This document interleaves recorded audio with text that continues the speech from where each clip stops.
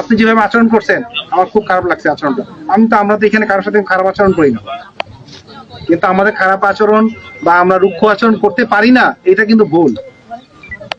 কিন্তু আমরা চাই আপনাদের সাথে একসাথে মিলেমিশে থাকার জন্য। আমরা এইটুকু সম্মান করি মহিলাদেরকে, এই সম্মান করি বলে আজকে মহিলা আপারা, পুলিশ আপারা আসছে, এসে আপনার ঘরে ঢুকছে। আমরা ইচ্ছা করলে আগে ঢুকতে পারতাম, কেন ঢুকিনি? 2 ঘন্টা যাবত বসে আছি এখানে কেন? আপনাকে সম্মান করছি বলি। আপনি যে রাগের মাথায় ছিলেন আমি বুঝতে পারছি, আপনি রাগের মাথায় আছেন, কিন্তু এই পরিস্থিতিতে রাগের মাথায় যদি আচরণ করেন, আমরা এখানে আছি আপনাদের শান্তি শৃঙ্খলা যাতে বজায় থাকে।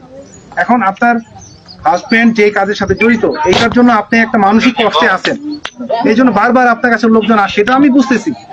আপনাকে তো এটা মেনে নিতে হবে, বাস্তবতা আপনার হাজবেন্ড যে খারাপ কাজের সাথে আছে এটা তাকে বুঝাইতে হবে যাতে ফেরত চলে আসে।